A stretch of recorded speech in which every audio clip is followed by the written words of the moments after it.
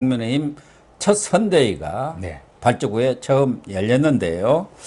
거기서 윤석열 후보는 정말 이 당원들의 그런 힘을 바탕으로 이번에 다 단결을 했지 않습니까? 그렇죠. 그래서 원팀이 된 거죠.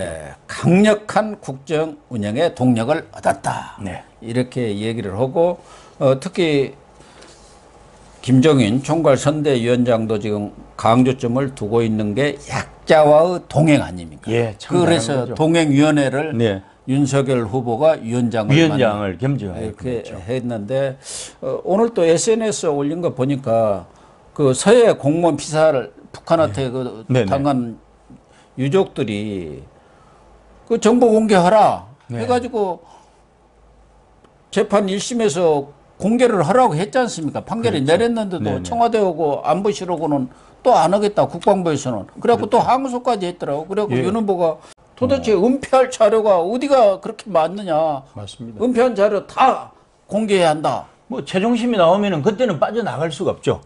하기 전에 문재인 대통령이 얘기했지 않습니까? 그 가족 고등학생인가 그 편지까지 쓰니까 자기가 챙기겠다. 그런데 가서 뭐 좀 면담하다기도 다 필요 없다고 그래 그러니까 뭔가 숨길 게 너무 많은 것 같아요. 뭐 북한에서 치부를 드러낼 일이 있으면 온몸으로 수성을 해 줬잖아요. 문재인 정권이 지난 5년 동안.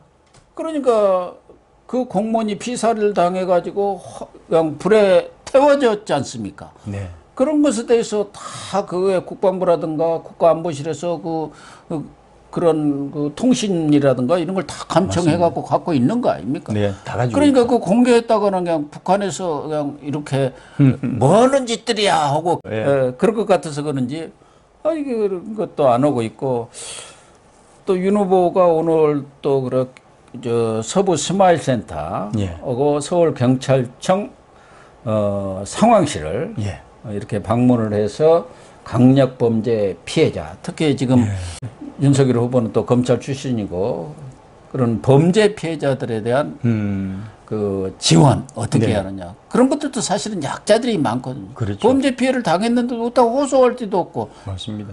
누가 또 이렇게 보호해주지도 않지 않습니까? 최근에 경찰들이 신고했는데도 안 와가지고 피살 당하고 그런 게 얼마나 많았습니까? 그렇죠. 예. 예. 맞습니다. 잘 하고 있는 겁니다. 약자와의 동행은. 예. 그래서 그 안전한 사회라는 것이 이제 주요한 하나의 테마로 윤석열 후보가 이렇게 잡고 있는 것 같아요. 지금 안전하지가 않잖아요. 그렇죠. 그래도 한국 오면은 세계 어느 나라에서도 한국 가면 안전하다. 이거였는데 최근에는 그런 어떤 신화까지도 좀 깨지는 그런 성향을 보이고 있기 때문에 윤 후보가 이런 행보를 오늘 안전 행보를 벌인 것 같은데 잘하고 있습니다. 저는 이제 하나 김종인 총괄위원장이 그 첫 회의에서 인사말을 되게 하지 않습니까? 선대위가 큰 실수만 하지 않으면은 정권을 가져올 수 있다고 본다. 선대위 운영을 일사불란하게 해서 잡음 없이 진행해야 승리를 장담할 수 있다. 이렇게 말씀을 하셨더라고요. 참 좋은 말씀이고 당연한 말씀인데 저는 어떤 유튜브도 그랬던데 실수는 김종인 위원장이 이제 더 안 해야 할 것 같아요. 그동안 실수를 너무 많이 한 거 아닙니까? 그렇죠. 이준석이고. 맞습니다.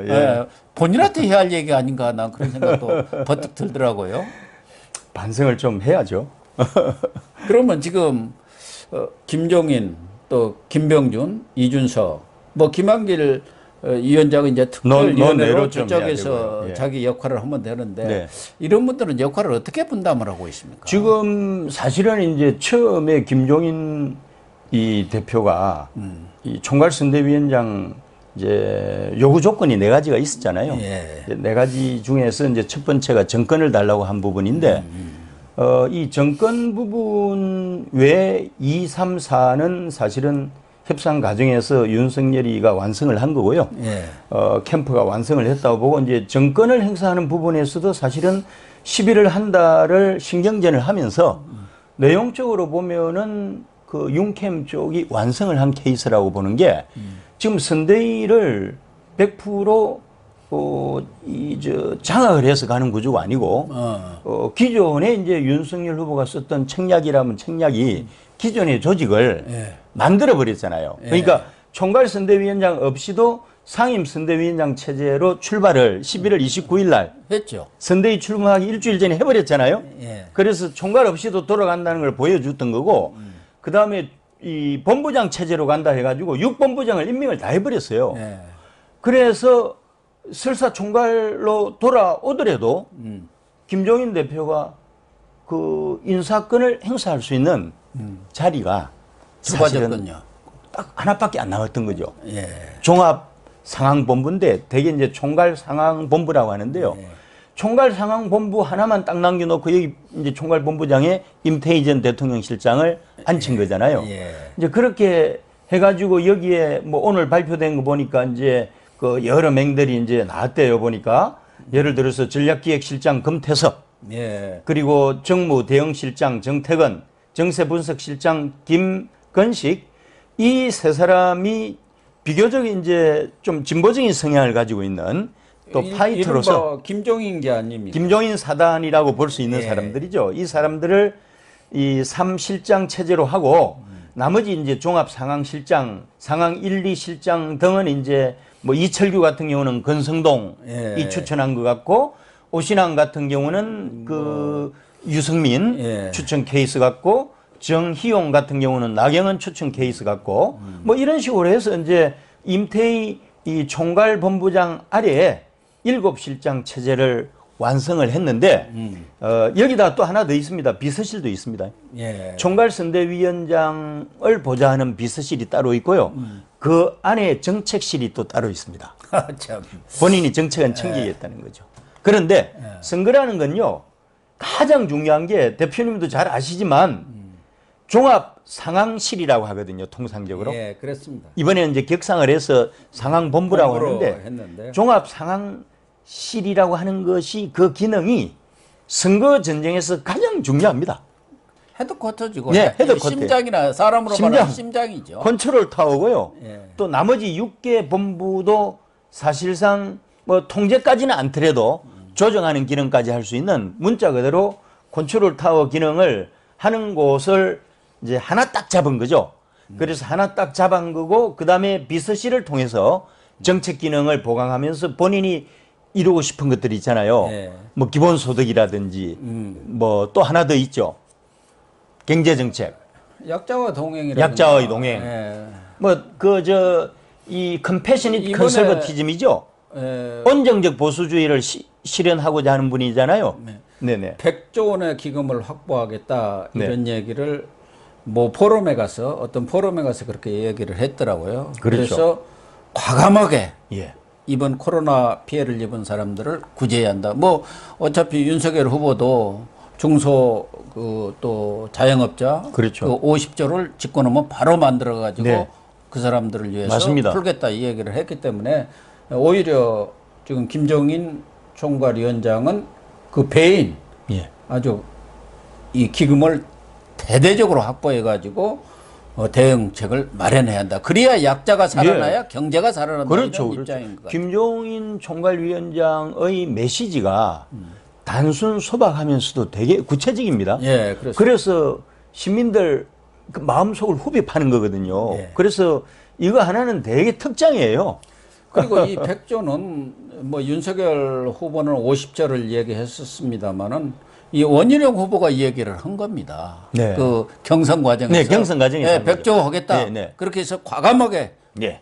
이 코로나 피해자들을 보상을 하고 그 보상금이 뭐 집에다 쌓아두고 있는 건 아니지 않습니까? 그런 그렇죠. 사람들은 바로 소비로 들어가기 때문에 그게 맞습니다. 다시 경제를 살리는 쪽으로 네. 이렇게 국가가 일정 부분 지금은 유급 상황이니까 네. 물론 뭐 자유경제, 시장경제를 존중을 하되 국가가 해야 할 역할 네. 이건 하겠다 그런 것 아니었습니까? 그런 그걸 거죠. 아마 예. 맞습니다. 대폭적으로 김종인 위원장도 수용 내지는 동의를 해준 것 같습니다. 예, 그래서 이제 상황본부를 이제 통해서 실제로 이제 이 실력 행사를 할 거고 정책 쪽도 비서실에 정책실이 있기도 하지만은 이 원희룡이 이끄는 정책본부 산하에 예. 그 이 정책조정본부장이라는 게 있거든요. 송은석 의원인데 송은석 의원이 옛날에 그 김종인 이 총괄위원장의 비서실장을 했습니다. 그래서 이제 서로 이제 조율이 가능하고요. 그다음에 조직이나 이제 그 직능 쪽은 원래 본인 전공이 아니니까 이제 내버려 둔 것 같고 대변인실하고 공보단 쪽에는 원래 그 김종인 키즈들이 있죠. 젊은 친구들. 한경우 공보부단장, 김병민 대변인, 윤희석 상임공보특보 해가지고 되게 젊은 층이거든요. 김종인 키즈들인데 이 세 사람을 대변인실과 공보단에 이제 배치를 이제 해가지고 뭐 겉으로 봐서는 조금 전체 조직도상에서는 그 차지하는 폴션이 약해 보이지만은 나름대로 이제 그림을 그리고 이제 가고요. 여기에다가 선거 전에서 또 중요한 게 홍보잖아요. 홍보죠. 종합상황실 다음으로 중요한 게 홍보 미디어거든요. 요거를 총괄하는 게 이준석입니다. 그래서 그 김종인, 이준석 조가 어떻게 보면은 이번 선거 전쟁에서 되게 중요한 역할을 하는 거예요. 그러니까 윤석열 후보가 김종인, 이준석의 양날개를 가지고 이번 대선전에 나가는 겁니다. 잘한 겁니다. 잘한 거예요. 왜 그런가 하면은 우선에 김종인 위원장 같은 경우는 메시지 생산에 탁월하잖아요. 이준석 대표 같은 경우는 그 뭐 홍보 전반이라기보다는 뉴미디어 쪽에 되게 특장이 있잖아요. 그래서 이준석 그 홍보 미디어 총괄본부장도 바로 직계로 그 이준석이 아끼는 김용태 청년 있죠. 홍보 전략본부장으로 챙기고 또 그 본인 신복 중에 하나인 한규안을 대변인으로 기어코 임명을 시켰습니다. 나름대로 또 이준석을 대변인으로 집어넣었더라고요. 지난번에 안 받아줬잖아요. 결국 다 집어넣었죠. 뭐 안 받아줄 것도 없었는데 왜 그렇게 이 한 자리 가지고 갈등 요인을 유발시켰는지 어쨌건 결론적으로 보면은 김종인이 이끄는 종합상황본부와 물론 실무 총괄을 하는 분은 임태희 전 대통령 실장이고요. 그다음 이준석이 이끄는 홍보 미디어 총괄본부가 사실은 선거를 거의 한 7, 80% 이끄는 거예요. 그렇다고 봐야죠. 그동안 뭐 언론 보도를 보니까 지난 선대위 발족 때도 김종인 총괄위원장하고 김병준 상임위원장이 분위기가 냉랭했다. 뭐 이런 얘기도 나오고 어디 사진 보니까 서로 다른 쪽 보는 그런 사진을 실었던데 뭐 사진 기자들은 그렇습니다. 원래 같이 잘 뭐 이야기할 때는 안 찍고 딴 데 보고 있을 때 찍어. 의도성이 좀 있었다 봅니다. 그렇게 또 하는 게 또 언론인데 어쨌든 재미있잖아요, 그렇게 해야. 김병준 지금 상임위원장의 역할이 있죠. 김종인 위원장하고 명확하게 구별이 됩니까? 그러니까 그 김종인 총괄위원장도 표면적으로는 전체 총괄을 하는 것 같은데 실질적으로는 아까 그런 조직을 통해서 사실은 일을 하는 거고요. 또 김병준 상임위원장 같은 경우도 이제 2인자로서 상임위원장으로서 대표성을 가지기도 하지만은 실제 챙기는 게 국정개혁 과제를 챙기는데요. 본인 전문이잖아요. 그렇죠. 본인 전문이기 때문에 각자 자기들 미션이 있어서 우리 윤석열 후보가 이야기했듯이 어느 특정인이 이 선대위를 자주우지하는 것이 아니고 그 멀티플레이어들이죠. 그렇죠. 같이 해나가야죠. 여러 명이 같이 해나가는 방식. 그게 더 민주적이고 보기 좋잖아요. 그래서 김종인은 김종인대로 역할이 있고 김병준은 김병준대로 역할이 있고 이준석은 이준석대로 역할이 있는 겁니다. 그리 되면은 나중에 김한길 위원장도 위원장대로 그렇죠. 새시대 준비위원회라는 그걸 꾸려가지고 또 외연 확장에 나서는 거고 또 집권 이후에 지금 민주당이 워낙 다수 의석을 차지하고 있기 때문에 그때 어떻게 국정을 이끌어갈지에 대한 구상도 만들어야죠. 거기서. 그래서 이분들이 모여지면은 이제 하나의 완성품이 되잖아요. 그 위에 이제 윤석열 후보가 총괄을 하는 거죠. 총괄을 하는 거죠. 윤석열 후보죠. 1인이죠. 1인, 사실상 1인 그가 원톱입니다. 원톱입니다. 후보 비서실이라는 게 사실상 어떻게 보면은 그림자 비서실장인 장제원이 이제 컨트롤을 하면서 강석훈의 정책 메시지 생산 능력까지 가미된 되게 센 조직으로 가고 있다. 그러니까 제가 말씀드리고자 하는 것은 여전히 윤핵관은 살아있다. 숨어있지만은 막강하다. 그런 거죠. 그리고 이 종합상황본부도 종합상황실장 자체가 이철규 의원 아닙니까? 네. 이분이 또 권성동 라인이죠. 된 예. 거죠. 이 종합상황실장이 제일 중요한데 네. 상황본부장 밑에 그렇죠. 권성동 라인 아닙니까? 그것뿐만이 아니에요. 수석 대변인 이양수도 권성동 라인이에요. 권성동 라인이고 한두 명이 아닙니다. 그러니까 대변인실도 사실상 권성동 라인이기 때문에 그렇죠. 결국은 윤석열 후보 그 핵심 인사들이 핵심 요직에 다 포진을 하고 있다고. 그런데 어쨌든 지금 김종인의 종합 상황본부고 이게 이제 김종인의 이른바 별동대라고 하는데 거기도 그렇죠. 실질적으로 내용을 따져보면은 윤석열 후보의 핵심 라인들이 들어가 있다. 네. 그 핵심 라인의 윤핵관의 핵심이 바로 권성동 아니겠습니까? 누가 예, 있어요? 맞습니다. 예. 권성동이죠. 그리고 또 비서실에도 이런 정무실장이라든가 또 뒤에 그림자 비서실장이 장재원이가 있어갖고 결과적으로 보면은 윤석열 후보가 원톱인 겁니다. 또 원톱이죠. 후보가 원톱이 되는 게 또 당연하고요. 다만 조금 2% 부족하다 할까, 5%가 부족하다 할까 하는 것이 하나는 당내에서는 이제 홍준표 또 유승민 전 후보들이죠. 그렇죠. 이런 분들의 참여. 예. 그리고 마지막 퍼즐은 완성은 결국 안철수가 예. 해야 하는 것 아니냐. 결국은 그렇죠. 예. 맞습니다. 이 부분이 이제 미제로 아직은 남아 있는데 맞습니다. 뭐 당내 두 분이야 뭐 조만간 참여하지 않겠나 그런 생각은 듭니다. 네. 지금 뭐 사실은 윤석열 후보가 그 울산 합의를 끌어내는 과정이 저는 절묘했다고 보고요. 어떻게 보면은 상당히 그 협상 과정을 전략적으로 잘 이끌었다고 생각을 해요. 절대 하수가 아니라는 거예요. 우리 윤 후보가 절대 하수가 아닌 것이 이번에 울산 합의 과정을 보면은 대단한 역량을 리더십을 보였다라고 저는 그 아낌없는 칭찬을 해주고 싶은데 사실은 그 11월 한 달 동안 시간을 많이 낭비를 했잖아요. 그런데 마지막에 그 중간 과정을 보면은 대단했습니다. 그렇죠? 홍준표는 그런 이번에 울산 합의를 하는 데 있어서 일종의 지렛대 역할도 해줬고 윤석열 그렇습니다. 후보한테 많은 조언도 한 거 아니겠습니까? 맞습니다. 그런 거 보면은 뭐 홍준표 후보가 뭐 선대에 참여는 하지 않는다고 하더라도 충분히 윤석열 후보를 도울 걸로 보고 그렇죠.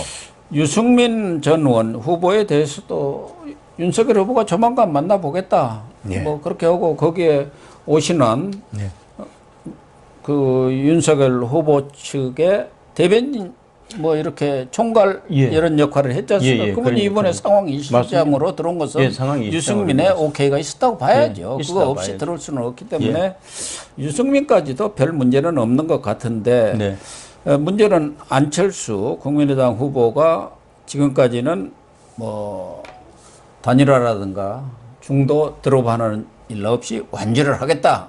이렇게 좀 큰 소리를 치면서 네. 엊그저께도 심상정 정의당 후보고 또 이렇게 제3지대. 제3지대 뭐 이렇게 해동도 하고 네. 그러고 있는 거 아니겠습니까? 그 좀 뭐- 나를 세우고 있죠. 그 뭐 다 저 자기들 각자 체급 올리기 중에 있는 그렇죠. 거죠. 예, 그 뭐 수가 뻔히 보이는 거 아닙니까? 예, 수가 뻔히 보이는 거죠. 두 사람 하는 게. 예. 수가 뻔히 보이는데 이제 많은 사람들이 걱정하는 게 김종인, 이준석 리스크를 이제 안철수 후보하고 후보 단일화 과정에서 이 예. 두 사람이 안 하고 천적이다 보니까 많이 이제 걱정을 하시더라고요. 그리고 실제로 저 김종인 그 총괄위원장 같은 경우는 그 공식 선대위 업무 첫날에 이야기를 했습니다. 바로 이런 이야기를 했어요. 스스로 윤석열 후보가 단일화 후보가 될 수 있도록 해주면은 되는 것이다. 그러니까 안철수부터 너 그만둬라 그 얘기 아닙니까? 사퇴하라는 거죠. 근데 안철수야 뭐 그냥 사퇴할 리가 사실 있습니까? 되게 모욕적인 거잖아요. 그럼요. 예, 그런데 이제 왜냐면은 이제 김종인 총괄위원장 입장에서는 아니 안철수 당신이 정권 교체를 위해서는 뭐든지 하겠다고 이야기를 했지 않느냐. 그 약속을 지켜라. 예. 그러니까 어쨌건 대선 포기는 본인의 결단에 달린 거긴 하지만은 결단을 해주면은 내년 종로 보궐선거에서 이런 출구 전략도 있으니까 고민해봐라 하면서 되게 약 올리면서 한편으로는 모욕적인 발언을 이제 지금 하고 있는데 어떻게 보면은 뭐 김종인하고 이준석은 원래 협상 전략이었어요.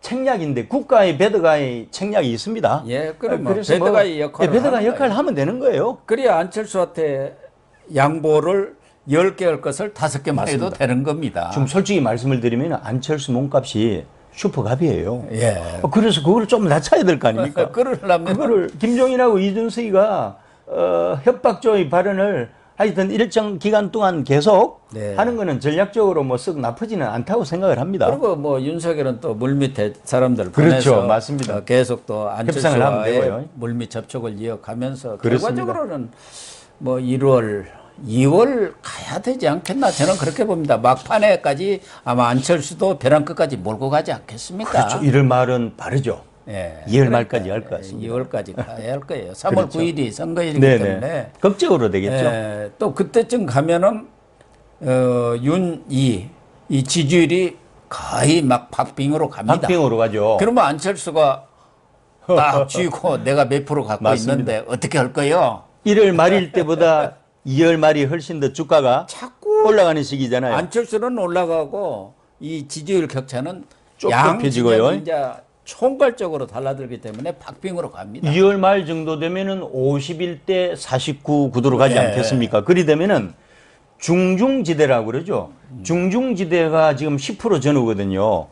이게 이제 중중중도 성향표를 이제 안철수가 잠식을 할 수 있잖아요. 3자 구도로 갔을 때는. 그러니까 매달릴 수밖에 없는 거예요. 안철수는 정치력은 유치원 수준인데 그래도 하도 깨져가지고 10년 동안 예. 여기저기서 깨져갖고 이제는 조금 촉은 좀 있는 것 같아요. 예. 여전히 정치적 판단이 미숙하지만 예. 촉은 그래도 길러진 것 같고 그래서 결국 그럼에도 불구하고 정권 교체 욕구가 57%에서 떨어져가지고 53%라고 하지만은 이 국민적 여망을 배신하면은 안철수는 설 자리가 없어요. 설 자리 없죠. 예. 만약 그래갖고 정권 교체가 실패로 돌아갔다면 안철수는 아마 뭐 비난 정도가 아니라 국내에서 살기가 어려울 정도 아닐까 그런 생각이 그렇게 되겠죠. 듭니다. 그런데 이제 이게 이제 안철수가 하도 이제 이런 후보 단일화 협상을 많이 하다 보니까 나름대로 협상력이 강화가 된 거예요. 아, 그럼요. 그래서 이제 아마 당대당 통합, 뭐 우리가 말하는 흡수 통합 같은 거 저는 결코 쉽지가 않다고 보고요. 예, 최악의 경우는 윤석열을 끌어들이는 과정에서 공동 정권을 창출한다는 그런 각오와 자세로 유사시에 연합 정부를 구성할 수 있다는 것까지 양보의 마지노선을 정해야지 오만하게 접근을 하게 되면은 무조건 안철수를 못 잡으면 무조건 깨지는 게임이고 잡으면 이기는 게임이잖아요, 사실은. 그래서 가도할 정도로 우리가 이 대가를 치를 수밖에 없는 그런 상황이라고 생각을 합니다. 그러니까 과거 DJP 연합 네네, 정도 그렇습니다. 수준의 공동정부로 그렇죠. 가지 않을까 저는 그렇게 보고 있습니다. 그렇게 보고 계시죠? 예. 이게 이제 그 DJP 연합 같은 경우 공동정부 구성하면서 경제 분야 정권을 줬죠. 총리 주고 총리 주고 내각의 절반을 준 거예요. 절반을 준 거죠. 그리고 실속 있는 걸 다 준 거예요. 이쪽에 무슨 검찰총장이다 뭐 네. 법무장관에다가 폼은 나는데 아무 실속이 없습니다. 그래서 짓고르고 보니까 네. 그때 박지원이랑이 그러더라고. 야, 저쪽에 산자부 무슨 여기는 그냥 네. 산하가 널널히 많아가지고 진짜 선거에서 예.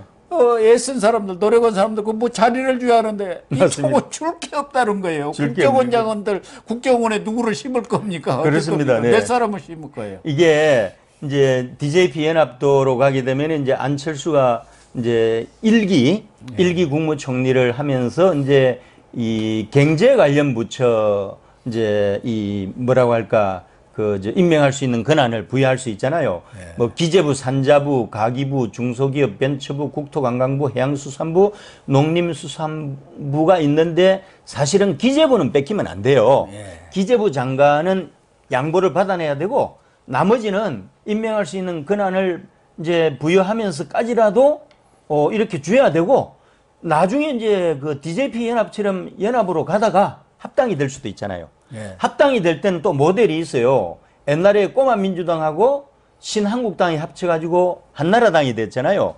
그 모델로 가게 되면은 그때는 이제 그 뭔가 하면은 이런 식으로 해야죠. 국민의당 현역 의원한테 당협위원장 우선권을 주고 나머지 의원의 당협에 대해서는 7대3의 비율로 배분을 그 당시에 했거든요. 신한국당하고 꼬마 민주당 합당할 때 그랬으니까 DJP 연합하고 그다음에 신한국당, 꼬마 민주당, 한나라당 합당 과정을 벤치마크 하면은 솔루션은 정해져 있다고 생각을 합니다. 그럼요. 네. 과거 DJ도 그랬습니다. 예.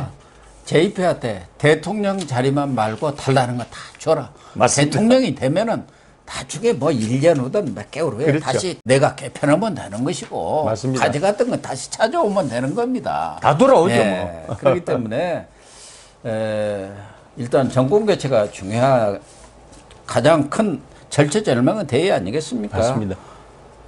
그것을 위해서는 작은 그런 것들은 다 좀 양보하고 버릴 것은 버리고 내려놓을 것은 내려놔야 합니다. 그런 자세가 가장 사실은 필요해요. 한국처럼 임피리얼 프레지던트라고 그러죠. 예. 제왕적 대통령 중심제가 정착이 된 나라에서 뭐 일부 권력 분점을 해서 떼준들 그런 사실은 아무런 의미가 없잖아요. 의미가 없습니다. 그걸 우리가 역사에서 경험을 많이 했지 않습니까? 네네 그렇습니다. 예. 오늘 방송 마치도록 하겠습니다. 시청해 주셔서 감사합니다. 감사합니다.